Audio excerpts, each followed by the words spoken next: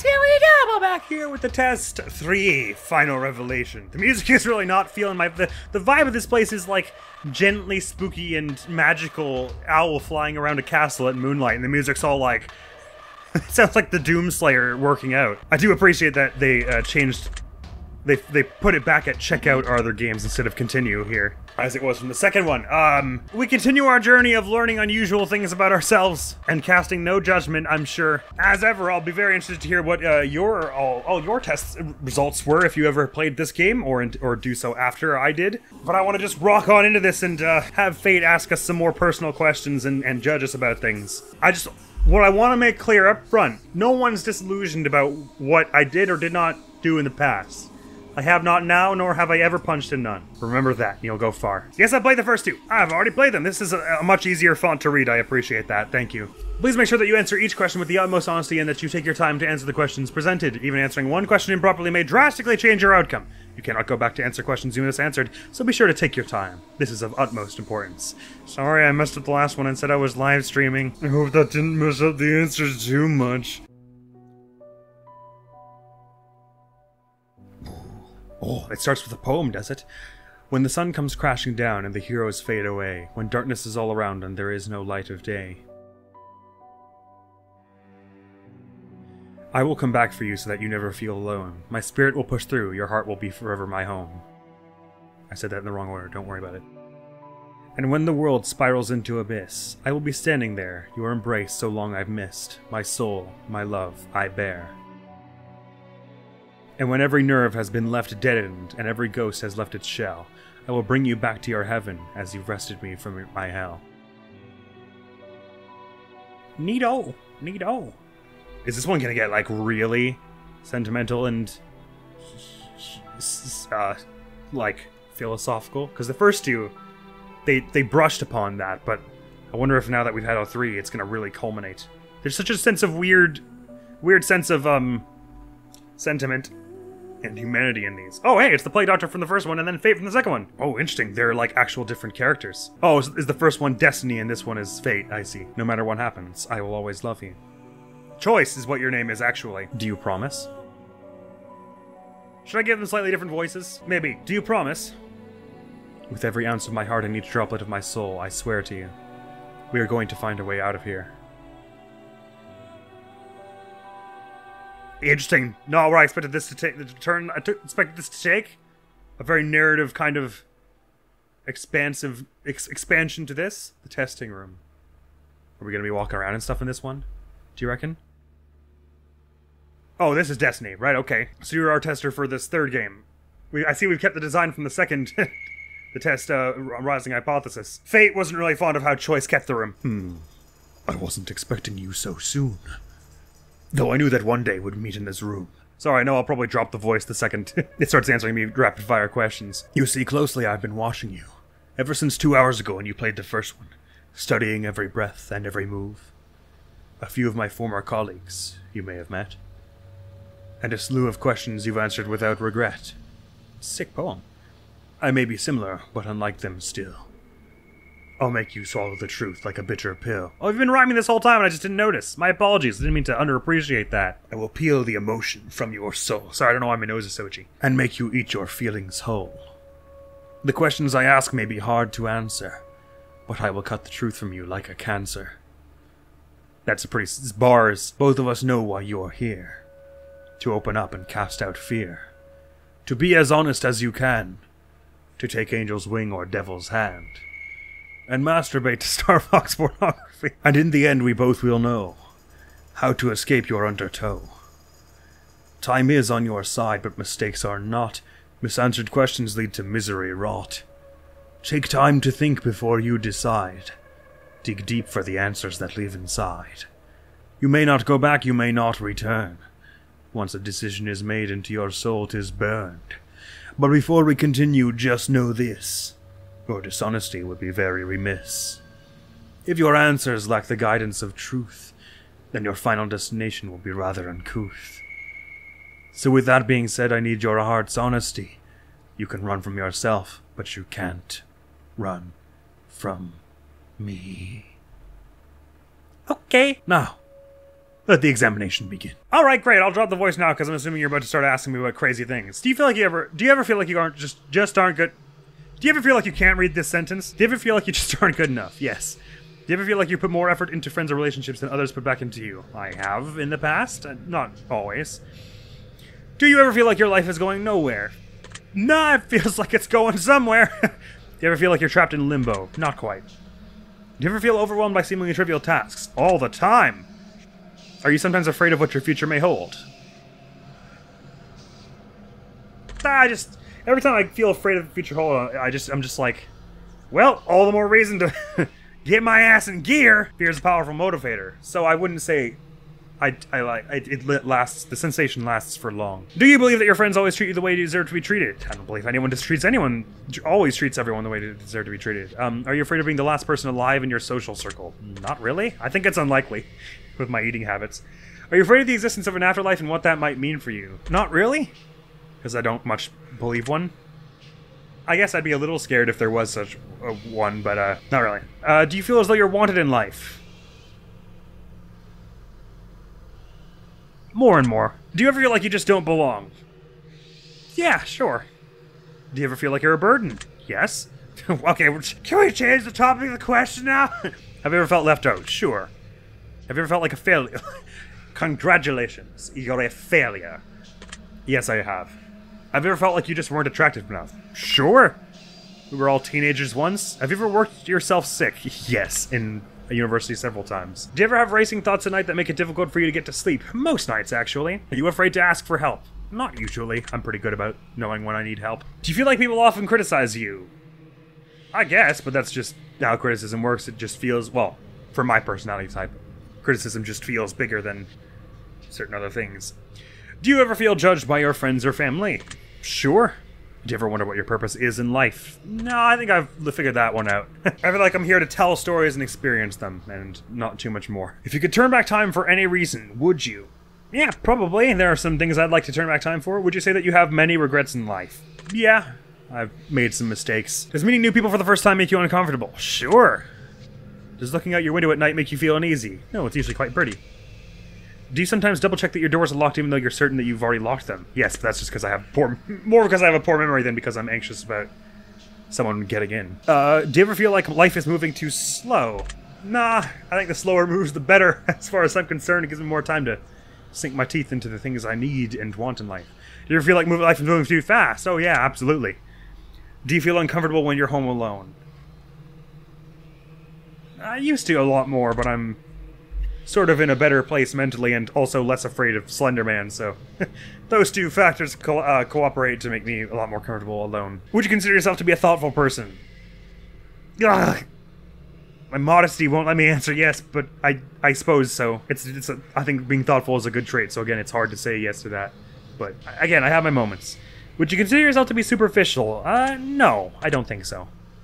Do you ever judge others by the way they look or dress? I try very hard not to, because I've had people do it to me, and it's frankly annoying. Would you consider yourself to be high maintenance? I believe I answered no to this before, and I think I probably still hold with that. Again, I've recorded this in the same session as I recorded the first two, and I just can't remember what I answered. Have you ever been bullied by someone you cared about?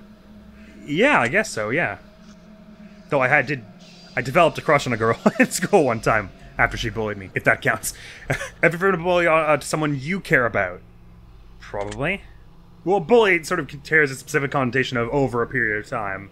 But I've certainly, or I imagine I've said unkind things in the past and not apologized for them right away, which I guess you could kind of call as sort of being on the line of bullying. Anyway, the less I think about that, probably the better. Look, I don't want to know what's going on in the other room, but could we get some, like, foam panels for this side of the wall? Do you try to keep a low profile to avoid attention from others while in a crowded area? Yes. Do you actively try to avoid busy places? Yeah. Would you sometimes rather be alone and surrounded by people you care about? Yes. It's called introversion. Does making phone calls make you feel uncomfortable? Very. Oh, I had to do it when I was working as a camp counselor. They would make me call each of the parents of each kid who was in my group and tell them, like, you should bring water bottle, you should bring a sunscreen. Oh, and sometimes they wouldn't pick up, or they'd pick up and be like, yeah, I'm driving, what? And I'd be like, I'm sorry. Dude, did you give them a sandwich? Oh, nightmares. Are you sometimes afraid to confront people even when they do something that bothers you? Afraid is maybe strong. I don't know. I'm just not very confrontational, so sometimes I let things slide that maybe I shouldn't, but that's kind of what they're asking, so yes, I guess so. Do you feel uncomfortable when committing to definitive plans for the future? Not usually, no. I feel uncomfortable making promises I don't know if I can keep. Like saying, oh yeah, I'll definitely have this video out by this day. We know that won't necessarily happen. Do you ever feel like no matter how hard you try, you just can't seem to stay motivated? I don't always feel like that, but I have felt like that, sure. Do you ever feel that you're, fear that you're failing those who you care about the most? Yes. Does driving a vehicle give you anxiety? Yes!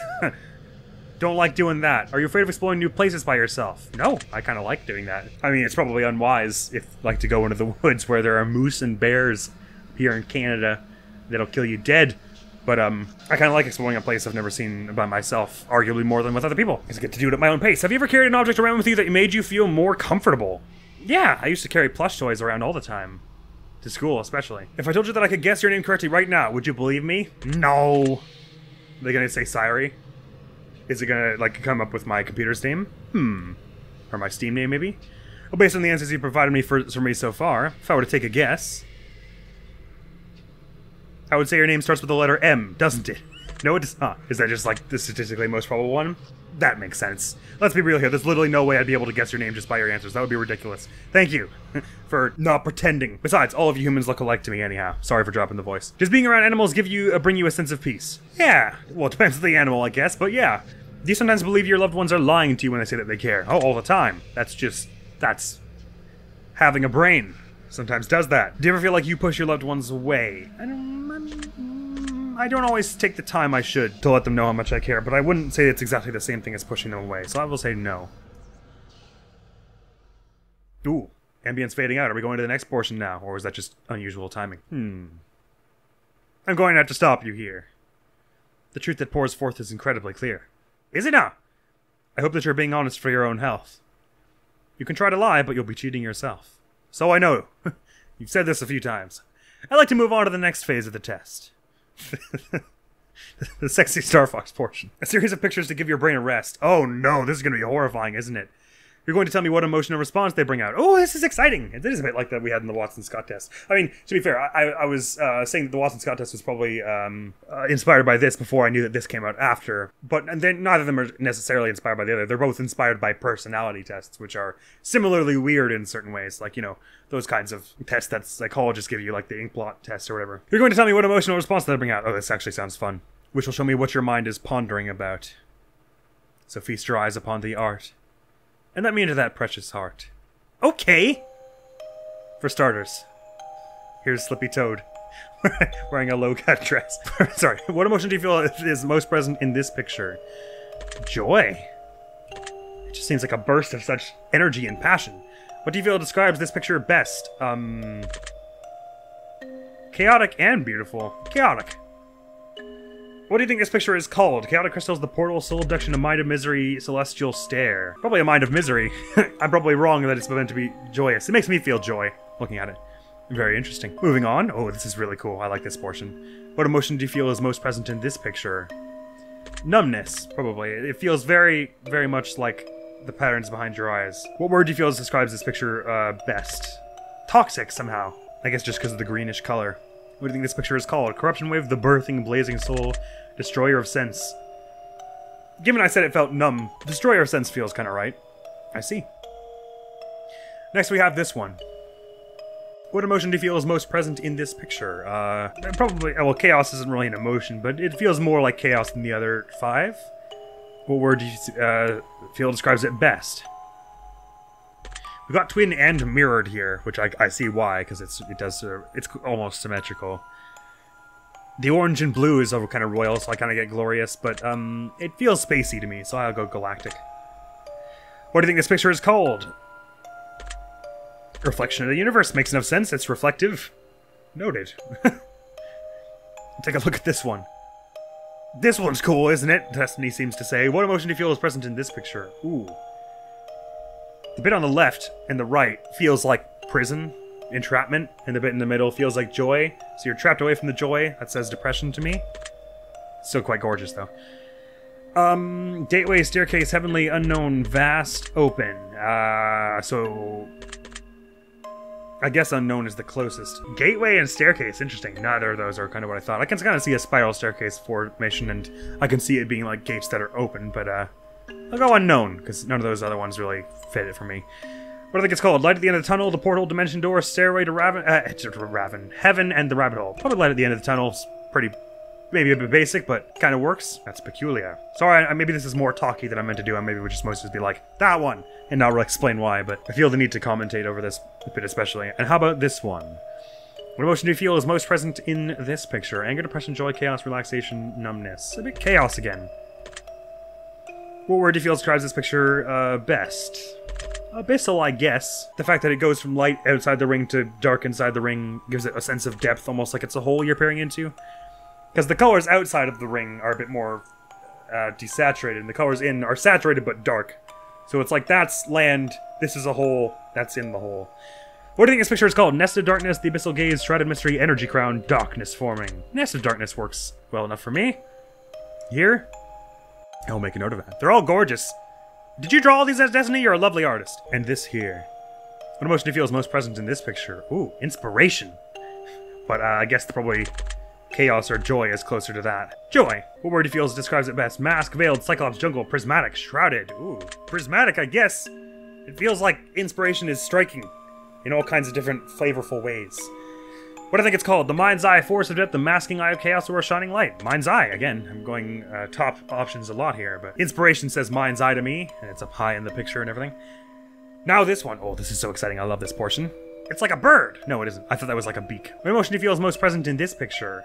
It's pretty bright, so relaxation feels weird, but it's my gut. It feels almost like a natural sort of picture of space, which is kind of relaxing. What word do you feel describes this picture best? Planetary, collide, bosoms, wings, feathers, heavenly. Heavenly, I guess? Or no, planetary. No, heavenly. Heavenly. What do you think it's called? Grow seed, Mother Nature's gift, forming earth, we meet again, angelic touch. Okay, I'm saying we meet again solely because that's the coolest name for this picture. How about this? Oh, I feel like they're all gonna be like weird, ethereal, colorful pictures, and then there's just gonna be like one that's just like a picture of a dead rat. What emotion do you feel is most present in this picture? No, this game's too highbrow for that. It wouldn't do that. They're all gonna be cool and interesting like this. What emotion do you feel is most present in this picture? Again, it's like passion and inspiration, so I guess chaos. Is that unimaginative of me? Maybe. Fury, torment, volcano, brimstone, shattered fault. Brimstone for one reason or another, I guess just because of the angular nature of some of the patterns. What do I think it's called? Arcing blaze, the world breaks, inferno gate, the shattering rage incarnate. It's funny, it doesn't seem too angry to me. I mean, I guess it's sort of fiery, but arcing blaze, I wouldn't say it feels arcing. The shattering. Yeah, I guess the angular patterns kind of could be like cracks, the shattering? Sure. That's interesting that you say that. It was one of the options you gave, so if it's interesting, then you ought to address yourself with that one. How about this one here? What emotion do you feel is most present in this picture?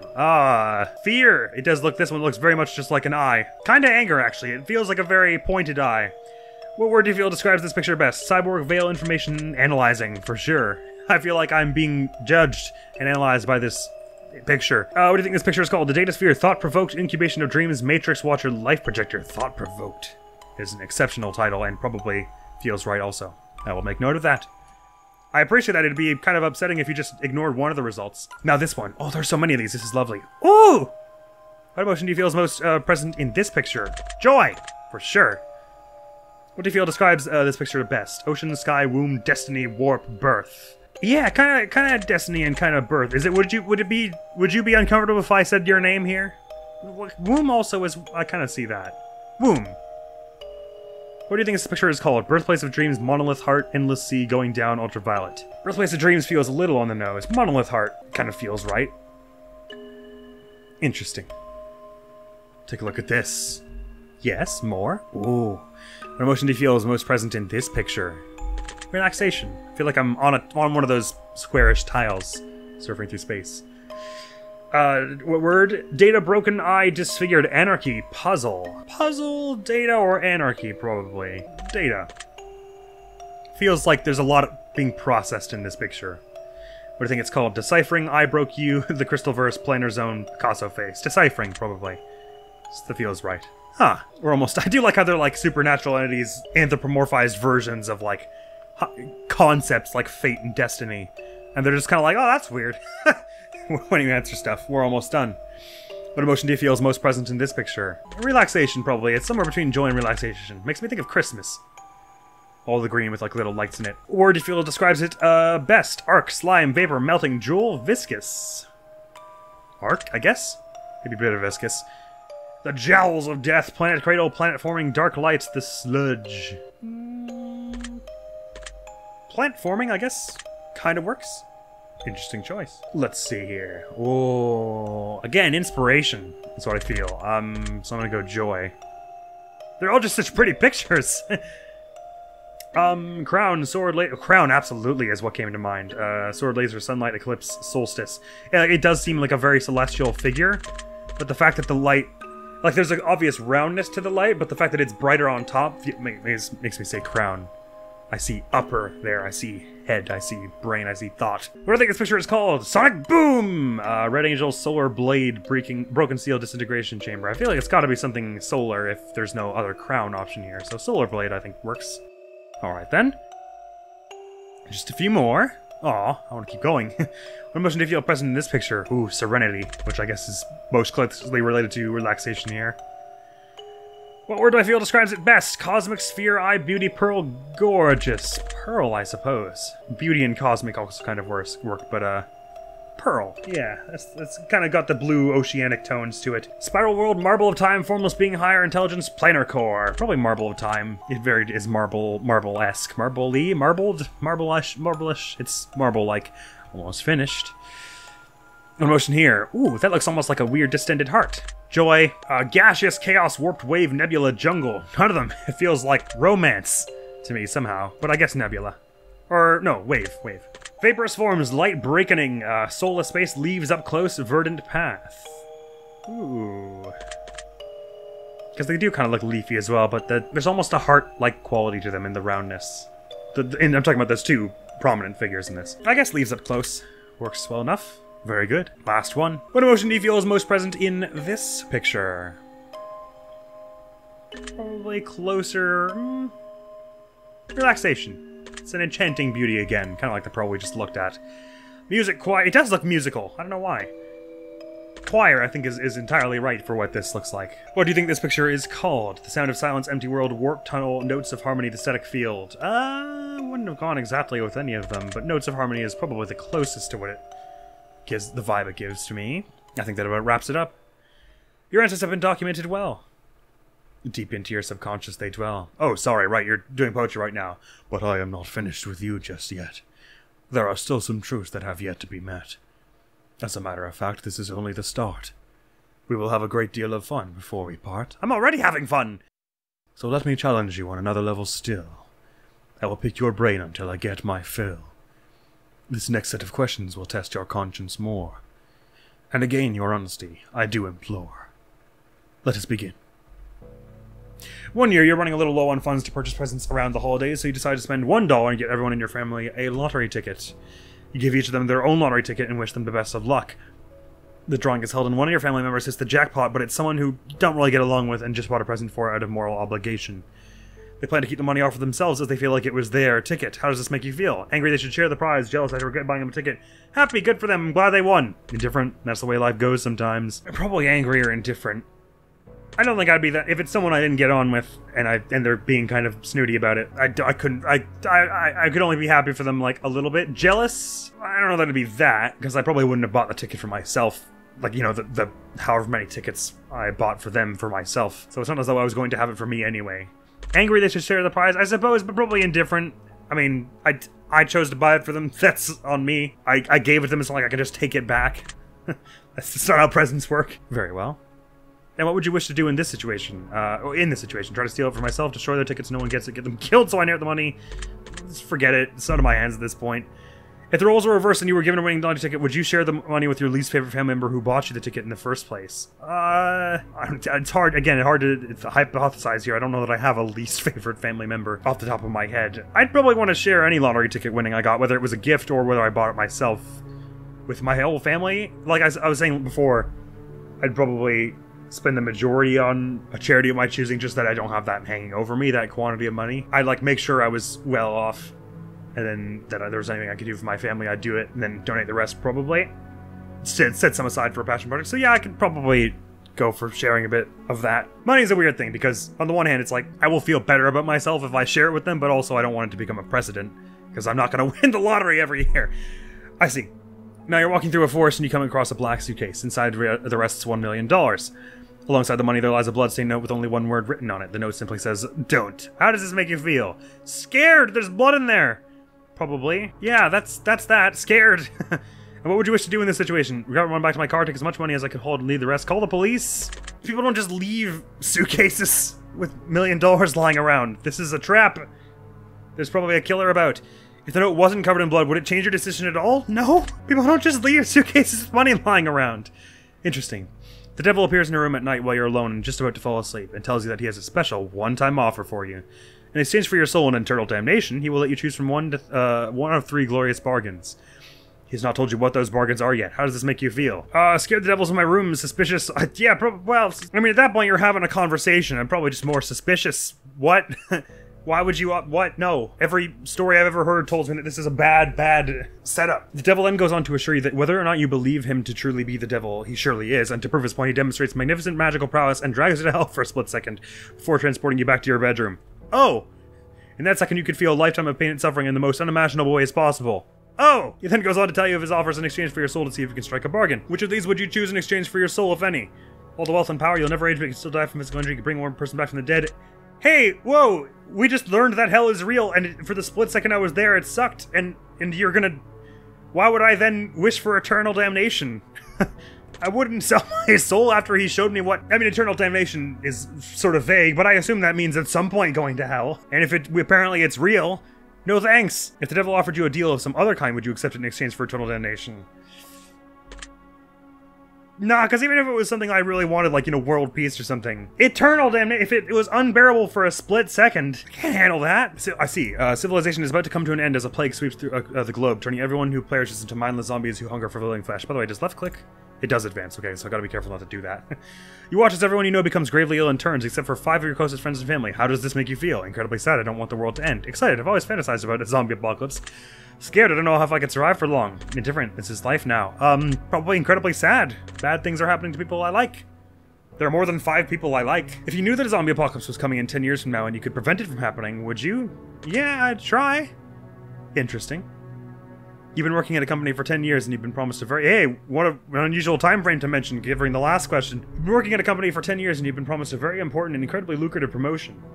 However, someone hired only a number of weeks ago has just been promoted to the position that you were promised. Your boss essentially tells you tough luck and that maybe one day you'll get the position and that he had to promote the other employee as a favor for a friend. How does this make you feel?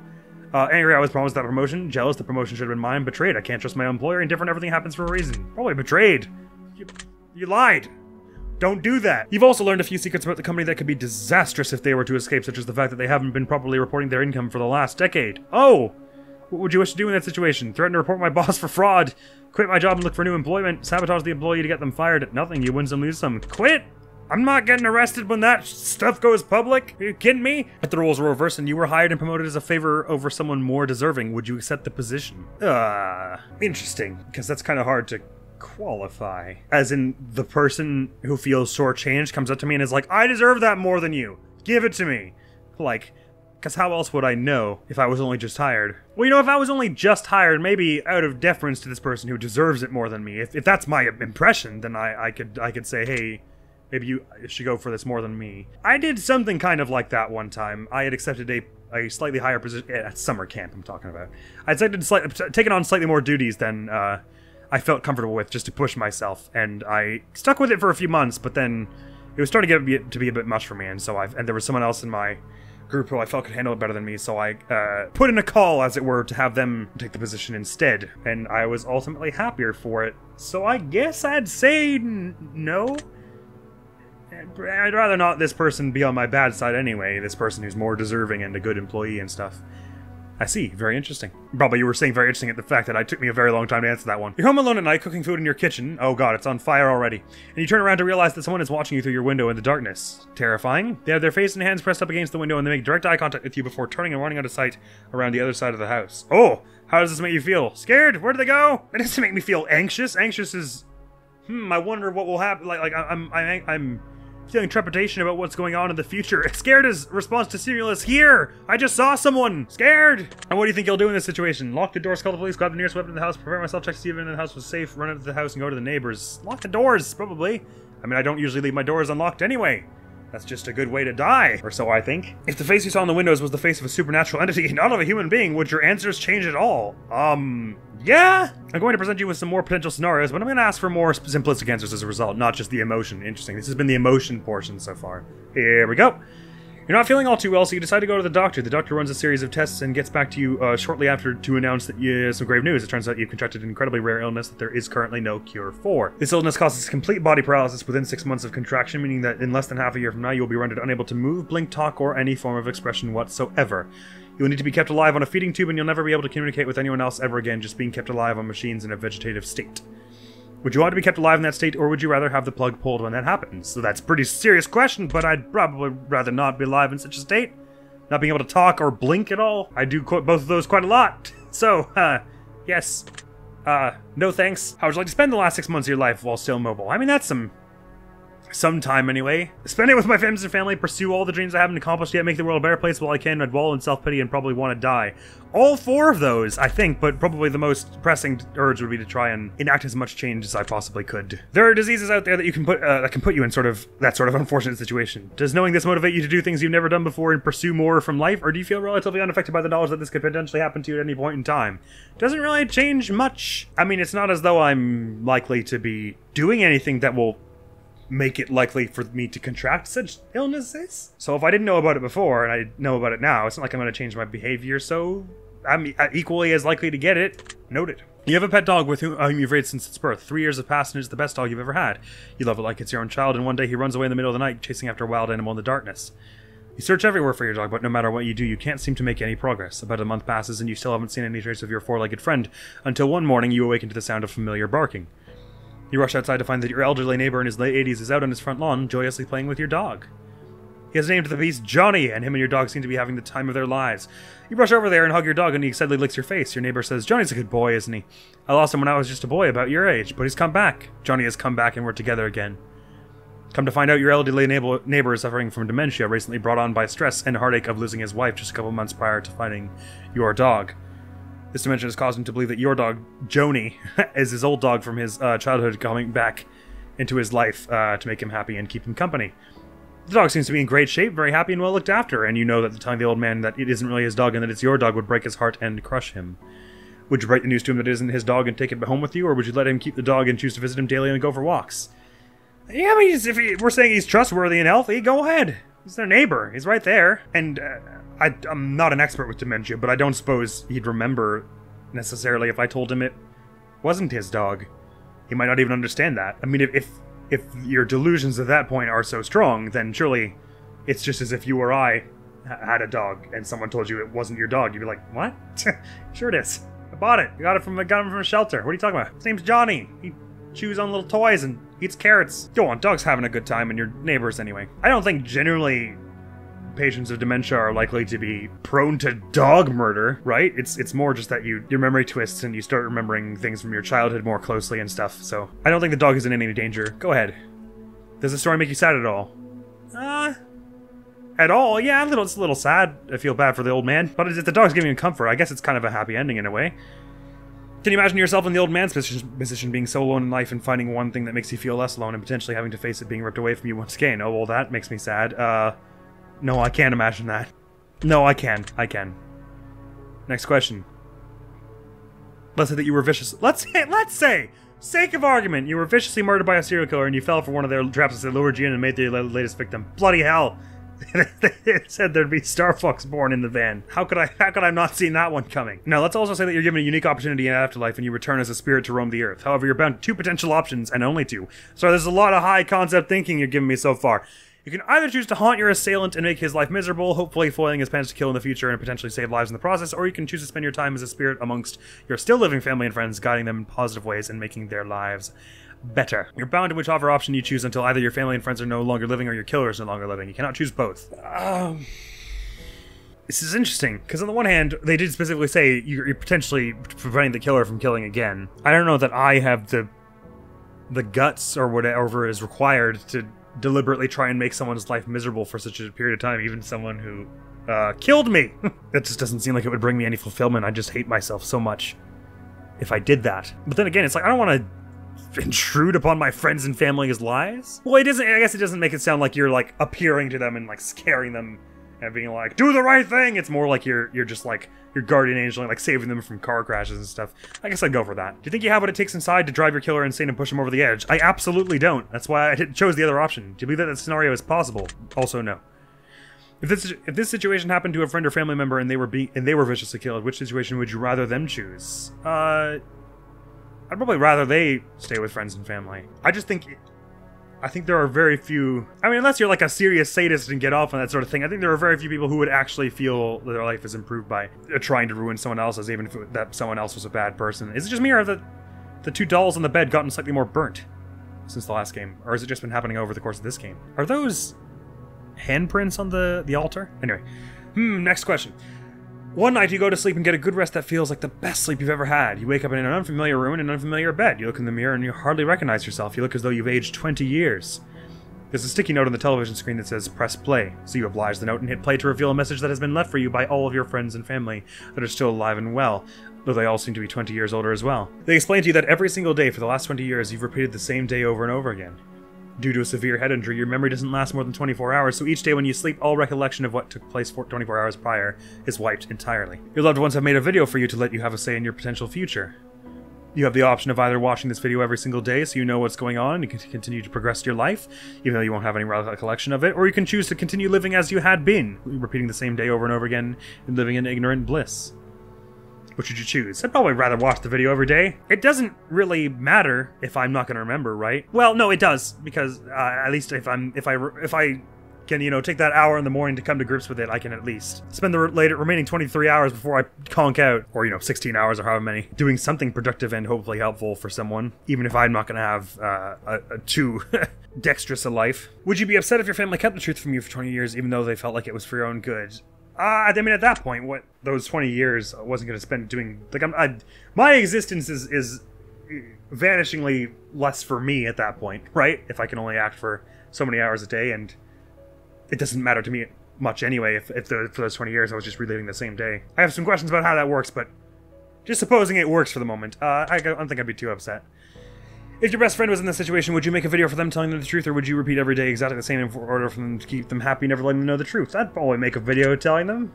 They probably wouldn't believe me, but because I'm not very convincing, but I'd want them to have the choice, because they can always burn the video at the point, right? If they don't like the idea of that. You come to find, through frantic digging in the attic and the reading of old files and newspapers, that your parents are famed psychologists. Good for them. You've also come to find that they aren't really your parents. In fact, they're not even related to you at all. Good for them also, I guess. From what you can gather through your new discoveries, a story tells of a young child who developed psychotic tendencies and went into a trance before murdering their parents in a tragically brutal way. Oh, less good for me. However, that child suffered so much trauma from the event of the loss of their parents once their trance had worn off that they repressed the memory of their parents' deaths, blocking it completely from their mind. Two psychologists took the child into treatment and performed studies against the child's knowledge, raising that child to be a fully functional adult, while playing the role of the child's real parents to further gather data and potentially help that child avoid a terrible life in the process. You are that child. Would you resent your parents? Nah. In a way, that's treatment, right? They're taking you away from the source of the trauma. It's probably the best thing. Would you be grateful they gave you a second chance at life? Yeah, probably. Would you feel betrayed of them? Yeah, probably a little, but I don't think I'd be upset. Well, betrayed kind of implies an emotional response, a strong one. But no, I'd feel a little betrayed that they didn't trust me that, you know, before this point, but I don't think I'd be too upset. Would you confront it about the articles I found? Oh. Yeah, probably, because, you know, at the very least, we could have a slightly more functional relationship now, and if they actually don't want anything to do with me now that I know that the test is going on, we could get that out of the way. But I don't want to mess up their studies and potentially impact psychology in a negative way on the whole by messing up their studies by knowing that I'm being studied, so I'd probably bring it to them. In their parents' position, would I do the same for a child in a similar situation? No. I wouldn't lie. I'd try and get them into a place where they could have psychiatric help that does not involve lying to them about their parents. Interesting. I have one final scenario for you before we move on. The end of the world has come and gone, and all that is left are post-apocalyptic soldiers roaming the lands, combing through towns and laying waste to any survivors in their past in hopes of claiming their equipment for themselves in order to survive this harsh, barren wasteland known as planet Earth. This whole one so far has been a lot more, maybe solemn isn't quite the right word, but it feels like there's a bit less of a frequent undertone of silliness.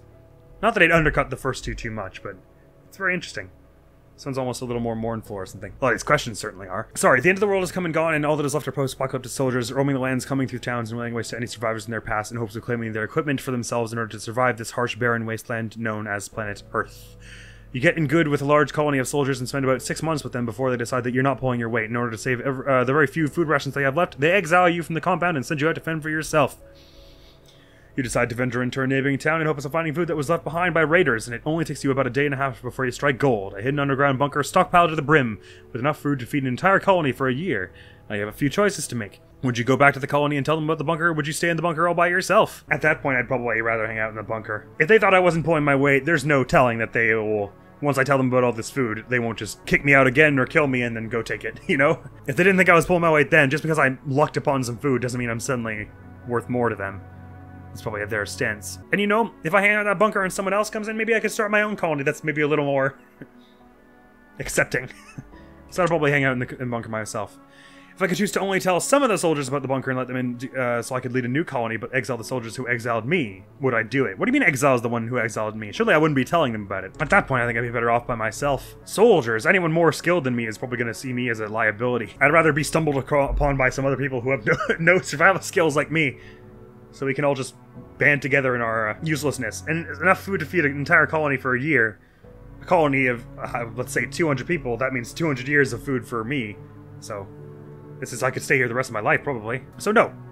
I'd just hang out there for myself. If I were to lead a new colony, would it be built on savagery and raiding, or sharing and compassion? Ideally, sharing and compassion. I'd probably try and keep things as equitable as possible, because I think if I'm sort of the opinion, and of course, who knows what we do in the actual situation, but I'm sort of the opinion that if you start going survival of the fittest and weighing people by their usefulness, that's not society anymore. That's basic tribe survival, and you lost your humanity, pal. And is that something you're really willing to trade up? Not for me, I don't think. If you were the leader of the colony that exiled you, except it was you who exiled someone who wasn't pulling their weight, and that person just so happened to find themselves in a similar situation where they found a jackpot worth of food in an underground bunker, but they refused to share with you in the colony, would you raid them and steal for yourselves, or would let them keep what they found? That's on me for exiling them. I should have, if I had just sent them out on a scouting mission and made use of their talents that way, and they found that, I could have had that. That's why you don't exile anyone. Unless they're, you know, aggressive and dangerous. Very interesting. Well, that wraps up this portion of the test. But I need more from you before I allow you to rest. Sorry. Well, that wraps up this portion of the test. But I need more from you before I allow you to rest. A choice here, a choice there. Which would you rather? Moral dilemmas abound from what I can gather. And you will answer clearly, crisp and concise. Will you be selfish, or is your conscience a vice? In just mere moments from now, we both shall see the difference between who you are and who you wish to be. Let us begin. This one's going on a bit longer, it would seem, than some of the other ones we had. But I'm very into the idea of what we're seeing here. Would you rather abandon the person you love the most, or be abandoned by the person you love the most? Be abandoned. This is guilt. Guilt sucks. I'll get over it. Sorry, my phone just went off. Would you rather have friends in high places who could get you anything you wanted but didn't necessarily care about you, or friends who couldn't give you anything but they feel a deep personal bond with you? I imagine this is meaning these are the only friends you have, in which case, friends with a stronger bond. If I could have some of both, that would be pretty neat, but that's not the way. I need someone who's going to stick by me. Would you rather find 10,000 and get to keep it for yourself, or find 20k but have to split it 4 ways with your closest friends and family? I mean, 10k versus 5k is not a massive...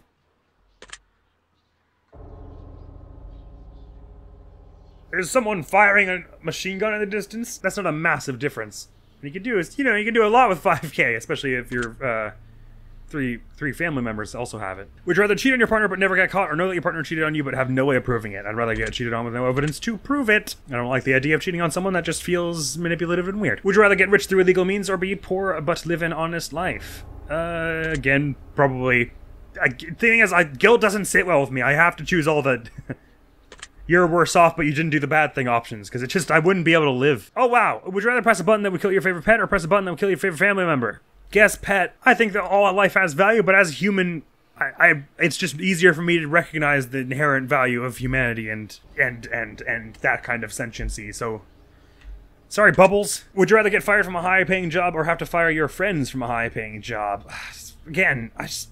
Fire a friend? Just, I couldn't do that. I'd rather not, anyway. That's why I guess I ought to be careful with hiring a friend ever.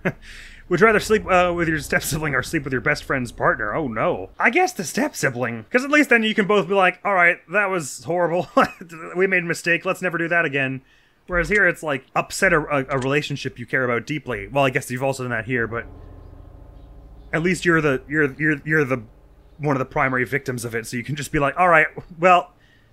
That was a bad idea. Let's never do that again. Would you rather save your best friend from certain death or let 1,000 strangers die, or save 1,000 strangers and let your best friend die? Ooh, a trolley problem. I think if I had a friend that close, they would understand my desire to save 1,000 strangers. Context is, of course, important, but let's go with that. Would you rather get free food for the rest of your life or rescue a starving child from a third world country? Rescue a starving child? What? I'll find a way to get food for myself. I guess I'm speaking there with that from a position where I've never really been so broke I couldn't afford food, so that's plays a large part in answering that question, I suppose. Would you rather be rich without family or poor but with family? Doesn't say you don't have love.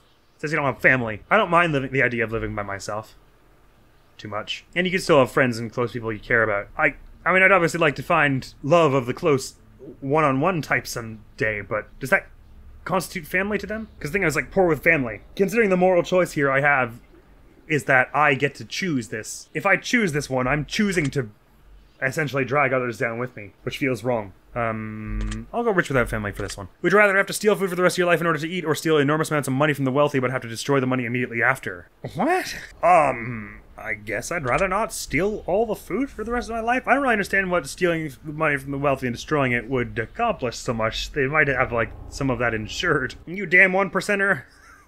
I'll burn this, that'll show you. I guess, instead of using it to help the world.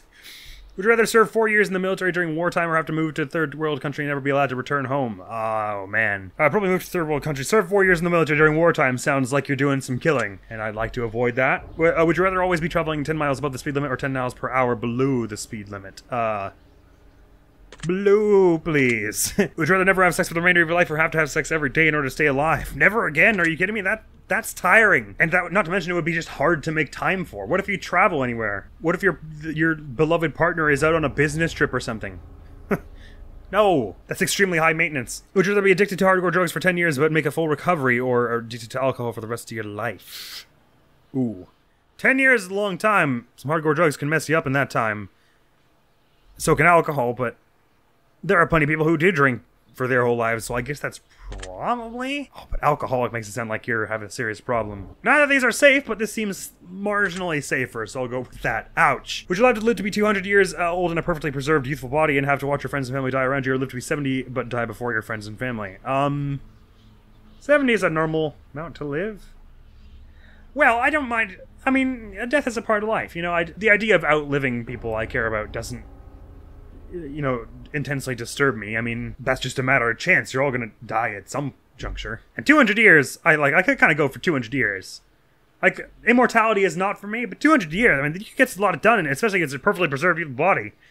You get a lot done in 200 years. I could go for that. Plus, I can spare my friends and family the potential pain of mourning me, I guess, which is kind of nice. Would you rather sacrifice all your friends in order to survive, or sacrifice both of your parents? We had a few questions like this in the Would You Rather recently, and every time I'm like, I can't tell if it's meant to, like, pull something deep out of you, because the answer is I don't know that I just wouldn't be able to make the choice. But all of my friends, I guess the people who are considered my friends, that's a bit of a pretty vague blanket.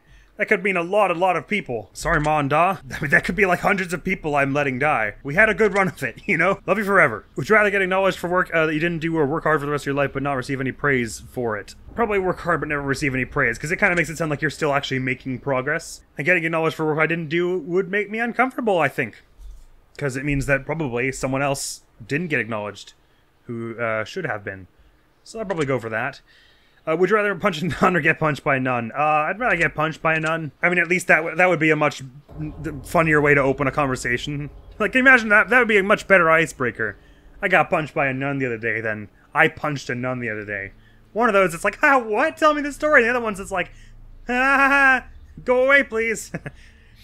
Would you rather lose all the money you've earned this year or lose all the memories you've gained this year? Probably all the money. It can be made back. Would you rather flip a coin for a chance to win $20 or immediately win 10? This is a pretty small amount, so yeah, I'll gamble for the $20 on a coin flip.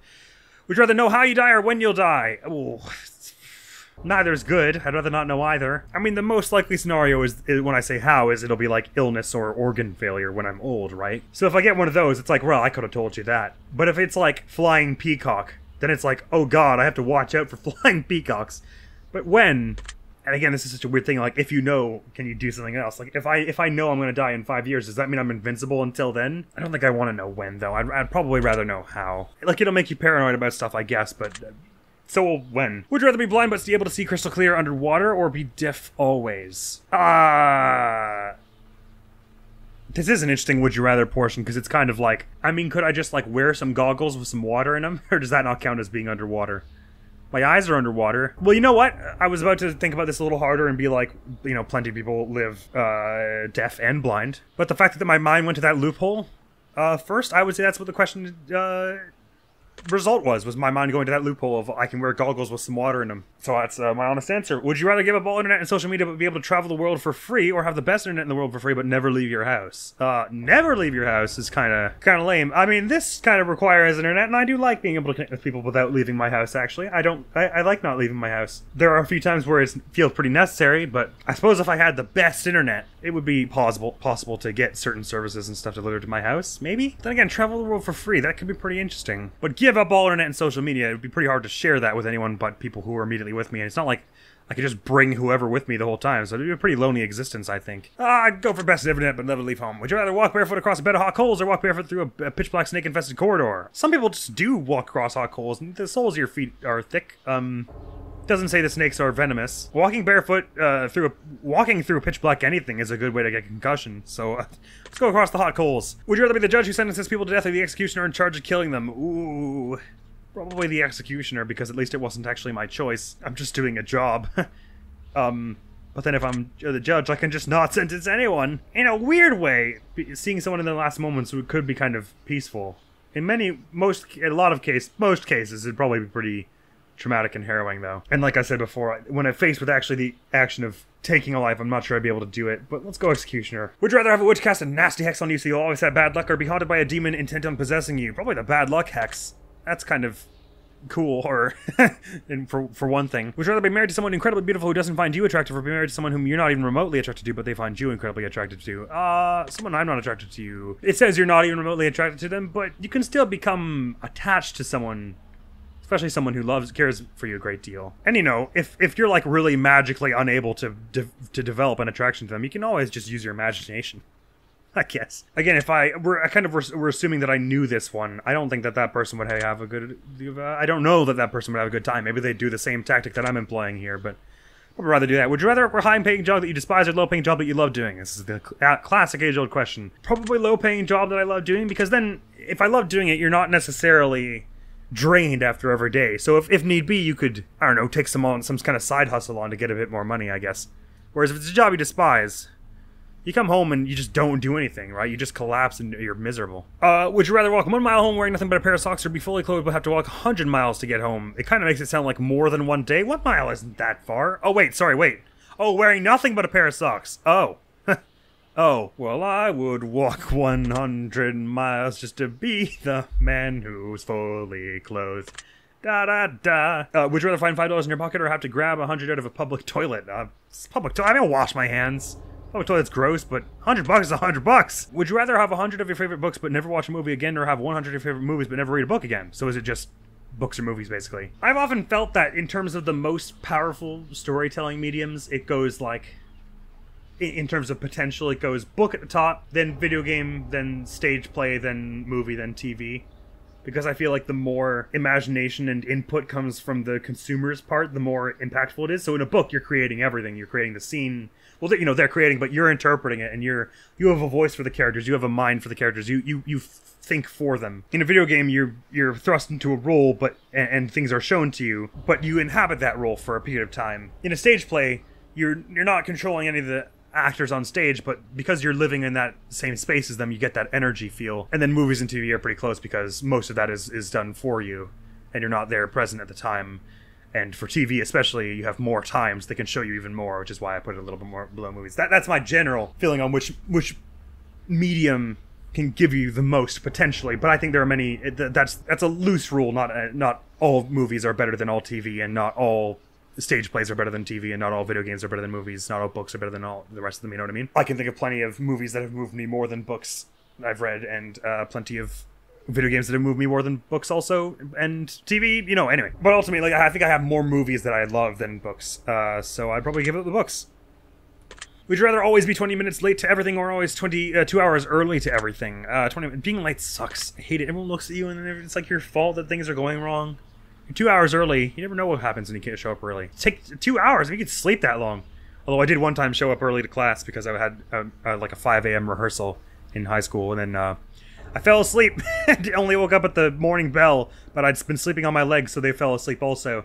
And I tried to stand up and just like flopped forward on my face like 3 times in a row, and everyone in the hallway stared at me anyway. So whether I'm late or I'm early, everyone's staring at me. Would you rather find a dead body or be a witness to a deadly assault? Oh god, probably rather find the body. Deadly assault means I might be next, and then I have like a pressure to do something to prevent things from happening. At least here I'm just like an aid to the justice process.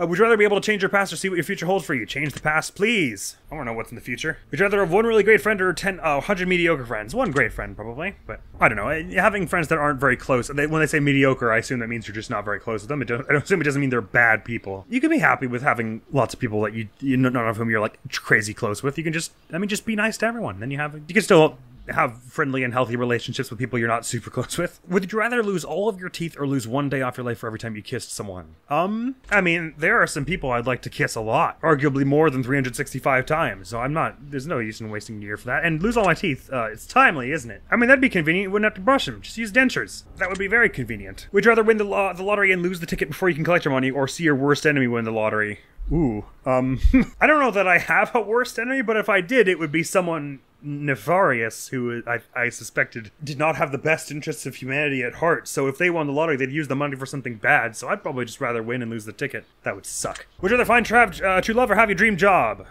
True love. I think it doesn't say you'd have like a horrible job necessarily. But most any bad things I would say are a lot easier to handle when you got someone to handle it with you, who understands you and stuff. Would you rather have a pause button for life or a rewind button? It's kind of the same in some ways. If you could just keep rewinding a little bit to pause effectively. So the rewind is more useful, and also I'd like to take back certain things now and then, wouldn't I? Would you rather drown to death in gasoline or be boiled to death in water? Ooh, we had a similar question to would you rather, actually. It was would you rather drown or die in lava? I said the lava would probably be pretty fast because lava's friggin' hot. Boiled to death in water, that's probably a bit more slow, and I wouldn't like it. Drown to death in gasoline, at least it's got like a weird sweet smell. So you might like you'd probably pass out kind of quick from that. Like when you breathe gasoline, you go funny, kind of, don't you? No, maybe not. Anyway, boiled in water sounds pretty grim. Would you rather make a new friend every day or get $100 for doing nothing but never have friends again? Well, $100 every day that's what? Like 30K a year? Yeah, 36,500 is... Oh, duh, because 365 times... Sorry, that was... Remember earlier when they asked if I like solving math puzzles? I mean, that's nice. That's stable income. And if I did that and then also worked, then you could get a lot of money and you could really do some good and change in the world. But be friendless, I don't know, that would be kind of tough. And I'm the sort of mushy person who says that your romantic partners are also your best friends. So that would probably mean, for me, in my scenario, that would discount me from that as well. And I'd go make a new friend every day, although that seems also pretty socially overwhelming. Would you rather die to save your family or sacrifice your family to save yourself? I'd rather die to save them. At least for nothing else, the numbers, that makes more sense for. Once again, just, guilt is such a major part in all these would you rathers. It's just, I wouldn't be able to live with choosing the slightly more selfish option is how it feels. Would you rather always be hated by those closest to you for something you didn't do, or have it hurt everyone you care about, but they'll never find out it was you? I mean, it depends how serious it is. If it's like I broke everyone's arm once somehow, that'll heal. I'll feel bad about that. But being constantly hated changes a person. You know what? I'm not willing to risk that hurt everyone means something slightly more intense than just a broken arm that'll heal in a year or whatever. So I'll go hated for something I didn't do. Would you rather sleep with your worst enemy or sleep with someone who you know has many incurable STDs? I guess the worst enemy. You could twist that to be enjoyable in some way. I'm sure. Find a way. Would you rather only eat food you don't like or give up all liquids except for water? I actually don't drink too many liquids aside from water anyway. It's like water, maybe a bit of chocolate milk, some fruit juice, the odd alcoholic drink. I like water a lot. Case in point. Oh, damn it, I'm out of water. I give up all liquids except for water. I dig water. Would you rather always listen to music at max volume or always listen to music at just above the lowest volume? Max volume would kill you for certain songs and certain headphones and stuff, so very low volume, I guess. Would you rather meet your hero and find out they don't like you or never meet your hero at all? Nope, I'd rather not know. I'm sure most of my heroes wouldn't care for me if they met me. Would you rather never have a pet for the rest of your life or never have friends for the rest of your life? Rather never have pets. That's like a dependent on me kind of creature. I'll take some friends, please. Would you rather live in excruciating pain for the rest of your life or live pain-free but everyone you know and love will be in excruciating pain? Oh, God. I'd rather live in excruciating pain. I just get the guilt. The guilt! I'd be in excruciating pain from the guilt. How could I go anywhere and do anything knowing that was going on? Thank you for answering my questions, but we are not yet done. For we have made it through many categories, except for one. Oh, the last category. I figured it would be since we're nearing the hour-and-a-half mark. We got through in about 50 minutes. These final questions will be from deep within. I want to see your soul. I want to see your heartbeat quicken. I want to learn all that you know. I want to see what makes you think. I want to know what makes you tick.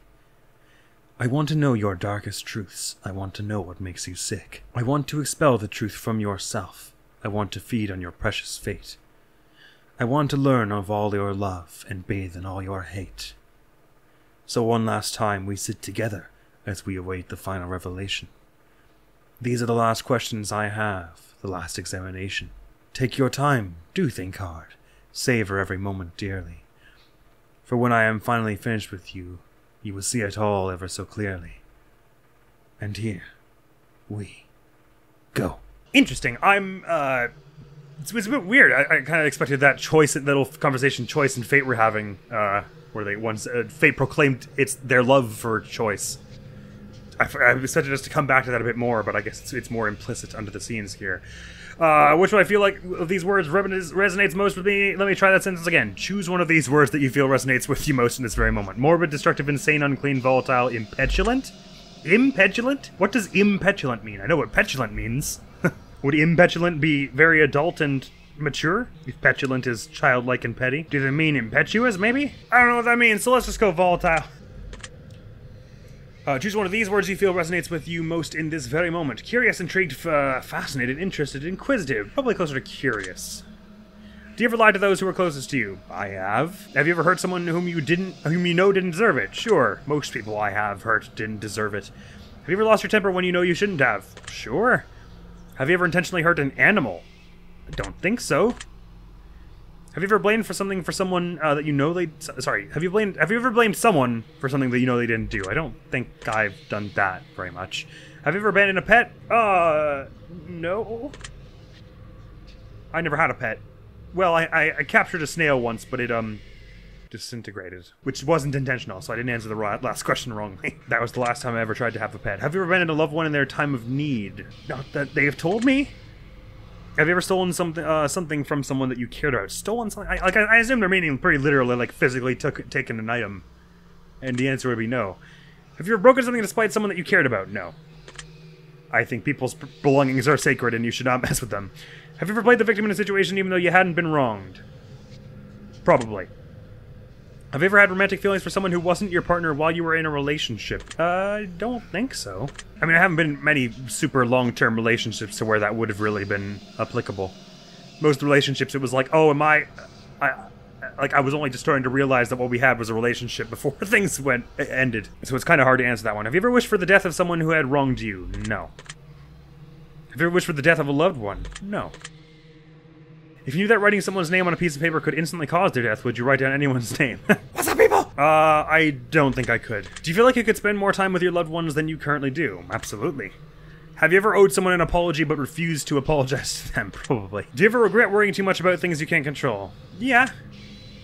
Do you ever feel like your negativity brings other people down? Yeah. Do you ever regret not standing up for yourself when you feel you've been wronged? No. I'd rather err on the side of not lashing out when it wasn't warranted. Do you ever feel like you let others influence your decision-making too much? Sure.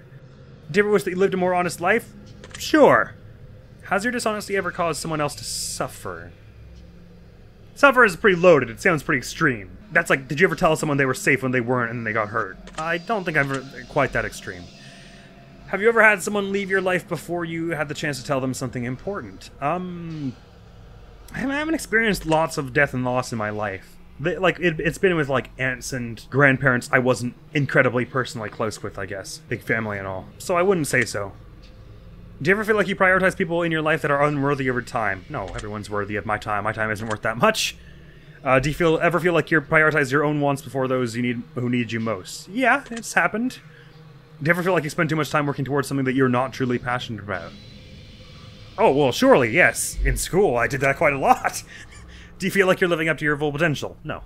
I think very few people are. I don't think that's always possible. I guess that's a catch-22. It's not possible to attain what's possible. That's kind of what I just said, but that's how I feel. Do you ever let your fears stop you from pursuing things that you truly want? Usually not.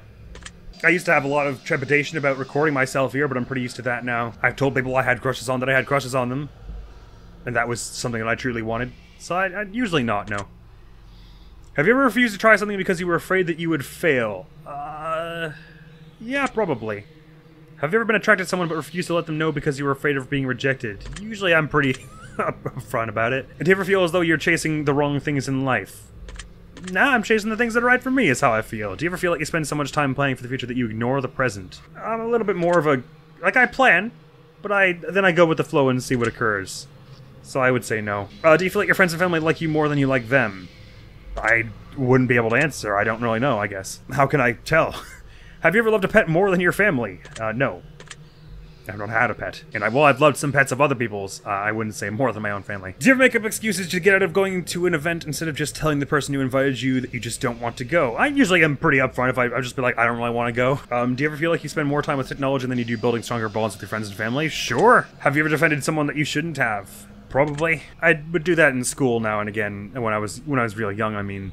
If I saw someone, a bunch of people, like, shouting at someone, that would get me pretty upset. And I would usually, before even stopping to ask why they were upset with that one individual, I would leap to their defense and be like, hey, stop shouting at them, you don't know what they did wrong. And they'd be like, well, he punched me in the face and took my lunch. And I'd be like, okay, I probably should have asked some more questions about that one. Do you sometimes have a hard time admitting when you're wrong? I guess...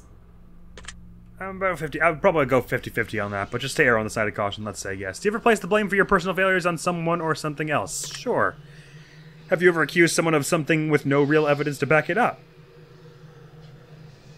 I don't know how many times I've accused... I mean, in Ace Attorney, I do it quite a lot. Not much. Have you ever had sex with someone with whom you know you shouldn't have? Peppy. I'll never forget the night we spent with one another. No, I don't think so. Have you ever had any kind of relationship with someone whom you know you shouldn't have?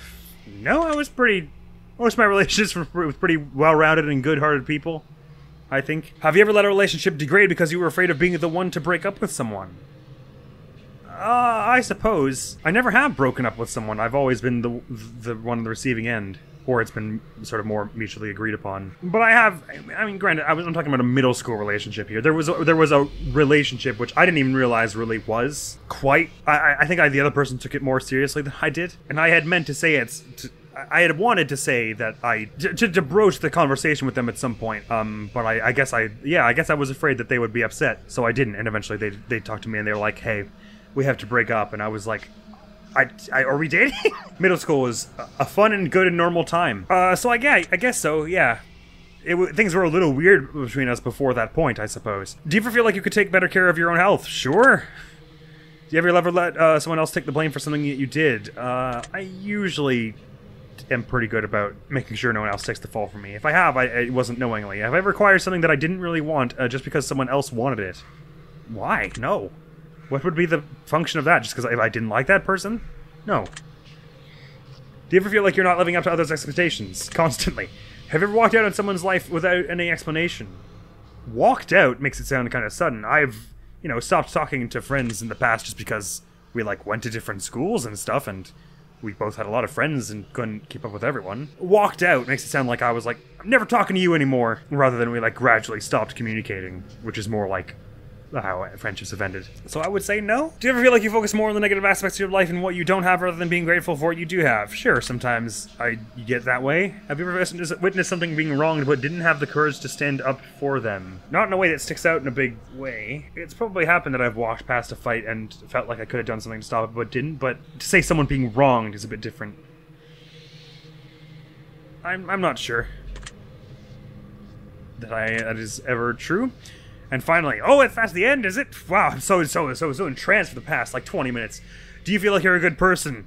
Ah, that's like a hard question to ask. I'll get there. No. Very interesting. That concludes the ending to your examination. In your mind, I have dug myself a hole. I will analyze your answers very carefully, and now it's time for me to gaze into your soul. What the hell is Peppy Hair doing here? This is preposterous. This simply cannot be. I have expected every potential outcome, but yours seem to have evaded even me. Oh, interesting. So fate and choices those can be a bit more predicted, but destiny, you can only choose for yourself? Is that where they're headed here? I was prepared to tell you of your fate, to play upon your fear, to break the worst of news to you, to plant seeds of doubt within your ear. But as I've asked you to be honest with me, I must in turn be just as honest with you. For as much as I wish to lie, I am forever shackled to the truth. From what I can deduct from deep within, from everything you shared with me. In return, I shall share this with you. This is what I see. You're often quite misunderstood, aren't you? Never mind, I thought it was going to just end at, there's nothing, I can't read anything. And it was going to be like, ooh, you make your own destiny. That was how it was going to end. Sorry, that's a bit... I shouldn't have assumed. Even those who you consider close usually don't give you the respect you deserve, which is rather unfortunate considering. The main issue really lies in communicating with those you are close to in a more effective way. Interesting, this is basically what we heard at the end of the second one. And again, I wouldn't really agree that people in my life don't respect me as much as they should or whatever. I'd like to recommend to you something for you to work on. I'd like you to attempt to build a bridge with those who doubt you. Instead of getting upset when they don't understand your perspective, try to put yourselves in their frame of mind and think from their perspective. That way you can understand their ignorance and use it to your advantage when attempting to get your point across. Once you're able to fully understand things from their point of view, you can begin to communicate in a way that will allow them to understand just how truly special you are. You might even find that they do think very highly of you, even if they haven't shown it in the past. I think it would be a great investment of your time focusing on putting yourself in other people's shoes a lot more often before writing them off completely. And it's not that you do this often, it's that when you do actually do this, it's pushing the gap further and further between those who matter most. If you can master this little piece of advice and apply it to your everyday life, you'll have the world at your fingertips. My advice to you is to take a deep breath before responding to someone who attempts to speak to you, and take that moment to analyze what you're going to say before you let words leave your lips. I think you'll be very surprised just how much of a positive impact this can have on your life going forward. I hope this information helps you achieve your goals. Your secret word is compassion. Remember this word, and leave it in a comment for us. This word will serve you well, very soon. Curious, that was basically the same spiel we got at the end of the second one. I wonder if we're going to see any more beyond that. If you received any, you've already received from previous examinations, but remember, we did not ask your secret words prior to taking this test, so that should be very telling. It means something very special. It means I'm still bad at communicating since the hour in which I played the previous one. If your result was the same as something you've got previously, we'd like you to add the phrase twin words next to your secret word in the comments. Curious. If you received an entirely new outcome, then that means you've got multiple layers of things to work on in your journey, or you may just have an extra layer of depth to your personality, but only you will know the answer to that. You've answered hundreds of questions. You've found deeper meanings. You've been enlightened, and you've helped others find enlightenment. I don't know about that second one. And actually, still, a jury's out on the first one. Many people have wondered just what the test series is truly about. But it's simple. The answers are always so much more simple than we believe them to be. The test is about... the test? You. The reflection in your darkened screen. The one who seeks the answer. This screen's a bit too glossy, and I'm too high up to see my face, but I appreciate the rhetoric in that one. The one who seeks the answers. The person who seeks answers. More than being about the answers, the test is more so about the questions. It's about making you think. It's about encouraging you to open up and admit that you're human. Just as human as everyone else. The test is about unity. The test is about compassion. The test is about bringing people together, and showing the world that we're not so different after all. Look at all the secret words that have been left in the comments. Look at all the thousands of people who are just like you. We all feel so lonely sometimes. We all feel flawed. We all feel pain. But that's because every single one of us is human. The world judges one another based on so many variables, but they're the most hypocritical set of variables imaginable. We judge each other, and are judged ourselves by our peers who do the same exact shit that they judge us for in the end. And that we judge them for too. You feel flawed because you are flawed. You feel afraid because you have the right to be. You feel overwhelmed because the world is overwhelming. Depression is overwhelming. Anxiety is overwhelming. Our problems are overwhelming. Suicide is an epidemic. We are losing loved ones before their time, and any one of us can fall in the hardest of times in our lives at any given moment. We can lose everything we know and love instantly and unexpectedly. But one thing we are not is alone. You are never alone. We're all flawed because we're all human. We're all scared because we're all human. We all fight these battles every single day because we're all human. But you never have to feel alone in your fight. Look at all those secret words that have been gathered that match yours. Look at all the words that don't match yours. Perhaps those people are going through the struggles that you have yet to experience or know nothing about. And perhaps some others know not of yours either. But don't judge those who are struggling. Help them, just as you'd wish to be helped in your time of need. Don't be afraid to ask for help, and reach out to those who are. Everyone is suffering. Some of us just suffer quieter than others. We're all in this together. The test series has helped bring so many people together and make so many people feel less alone. We've read your comments, and others are free to do so as well. We've read about how these games have helped you. We've read about how much positivity they've spread. We've read how many people say that their lives are forever changed, and I'll tell you one thing. If even one life was saved in the process of this social experiment, then it was worth conducting, and every single one of you that left a comment is a hero. By leaving comments, you helped spread the message out to others. You helped spread a positive light in a very dark time for so many people, and those people have you to thank for it. There are so many people in this world who do nothing for others, and they'll continue to do nothing for others. They won't lift a finger to help others around them because they don't understand that someone is suffering just as much as they are. They're just too afraid to open up about it. But not us. We've all opened up quite a lot, haven't we? We were brave enough to answer these questions that so many people fear admitting to. We were brave enough to take a chance and leave a secret word as a symbol of our participation.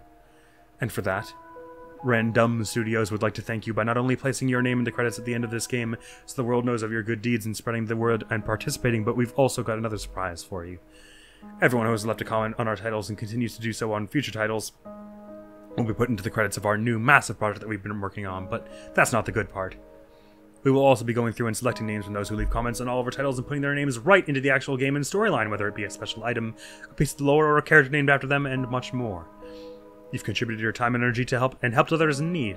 We wanted to make sure you're commemorated for your efforts and get the admiration you deserve. Now, as far as your secret words go, your secret words will play a pivotal role in our new project.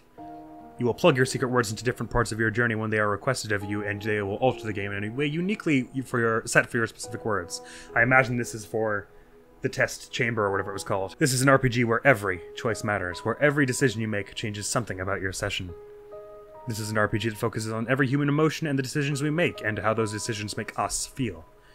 Keep an eye out in the future for our main project, Chasing Demons, where every NPC from all of our titles will be represented with its storyline, and the world will get to see how they all tie in together. That's interesting. You helped shape it. You helped make it what it is.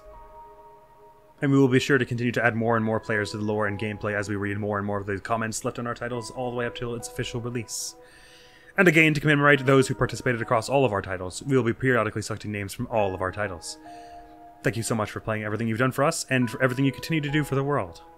We greatly appreciate your feedback and support. We've read every single review and comment left for us. From the bottom of our hearts, thank you for everything you do, thank you for playing, and thank you for contributing your secret words to our projects. A word from the developers. More words, are there? If any of these games even save one life, it was all worth it, and that means that you are a part of that. You're a part of saving someone's life. Most people will live their entire lives never having done something special like that. Well, I'm not sure I agree with that necessarily. Even if you didn't particularly find anything useful yourself from the test series, but just by spreading the word, you've helped others who do find something beneficial from this series who could really use the help in their times of need, as shown in the plethora of positive and inspirational comments left on the series as a whole. So thank you for spreading the word, and thank you, and helping so many people who really, truly need it. Some will go their entire lives living selfishly, never lifting a finger to help someone unless it personally benefits themselves. I'm sure you've met some people like that in your lifetime, and that's okay. There's a place for all types of people in the world. We need people like that to create balance. We need the selfish with the selfless. We need the good with the bad. We need the happiness with the sadness. We need it all in order to appreciate what we have and what we don't have, but these games have helped people, and that means you've helped people. If you've left a comment, you're a part of this. If you continue to leave comments, you continue to be a part of this. If you've shared this, you've helped someone. I hope us saying this a few times has really nailed it in there. If you don't believe me, take a look for yourself and read some of the words people have left for the rest of the world to see. Look at the joy and positivity you've helped spread throughout the world in such a dark, dark time. When people are sick and dying, people are separated by both difference and indifference. The one thing we all have in common is that we are all human inside. It doesn't matter where we come from, how we grow up, and what we've been through, what our opinions and preferences are, what we enjoy, what we dislike, how we judge and are judged. In the end, we're all human, we all feel. We all have the same thoughts, the same feelings and emotions, and each and every person living amongst us has their own lives. Each person is the center of their own universe. Every individual has their own family, their own friends, their own circle. They mean something to the world. They mean something to someone.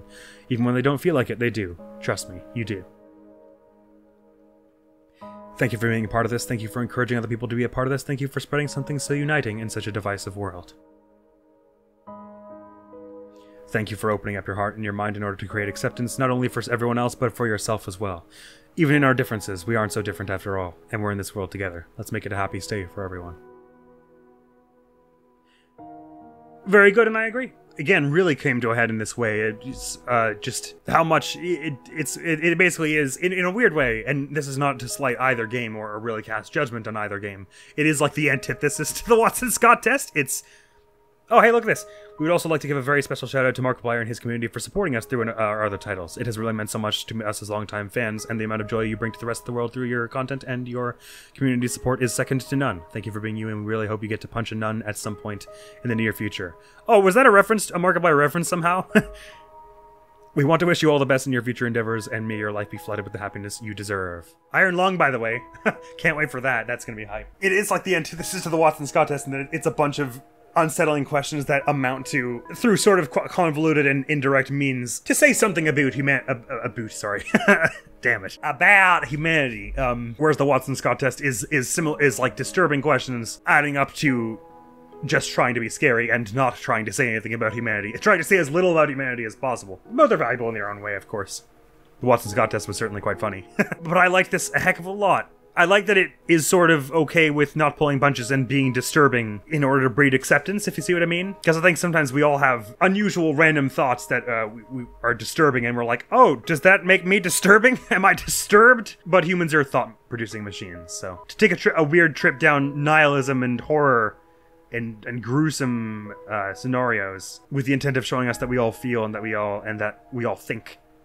And we produce thoughts, perhaps more importantly than think, is I feel like a very worthwhile endeavor, especially that the first one came out February of 2020, and the second one April, so that would have been around the time the pandemic was really kicking up into high gear. So I think particularly to anyone who had played it at that time, it would have been quite a relevant and impactful thing to have, and as they say, a good thing to hear, and I'm sure there were people who it helped, and I tend to hold the same opinion with them, that absolutely would make it worth it then. So the test, you've only been in my life for like 3 hours, but I'm happy you're here. It's very touching. It's weird. I don't really feel overwhelmed with emotion about it, but I feel like, yes, this should exist. It's good that this product, this piece of fiction, this piece of media is here, and I'm quite happy with it for that reason. As a side note to anyone and everyone who has taken the time to be here, we have also developed a game titled The Testing Chamber, which can be considered connected to the Test Trilogy in a very special way, so feel free to check that out, as we think it's quite a unique experience. If you enjoy what the Test Trilogy had to offer, we truly believe you'll love the playstyle of the Testing Chamber, as it takes everything that its predecessors offered and amplifies the experience to an unprecedented degree. Generally hope you give it a chance, so you spent like countless hours of passionate development making it what it is, and we hope after playing it that it means as much to you as it does to us. I'm quite interested in that one. I will have to give it a go sometime. Probably not quite so soon. I'd like to take some time away from this,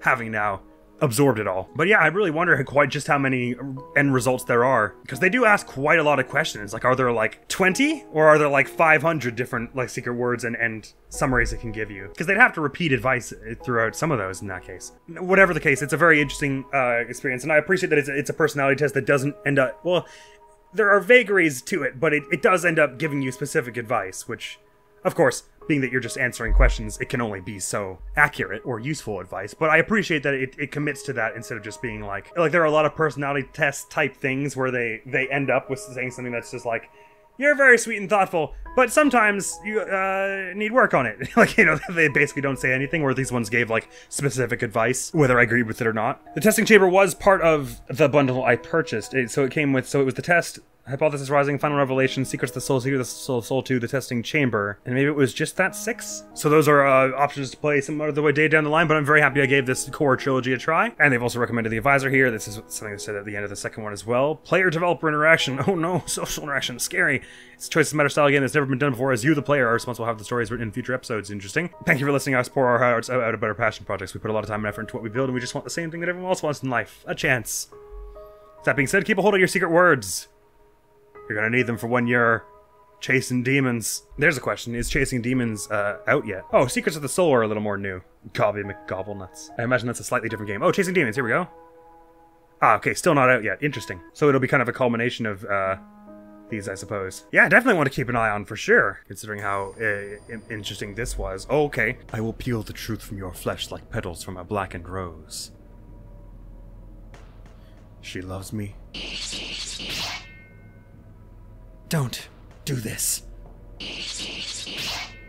She loves me not. She loves me. Please, I beg of you. She loves me not.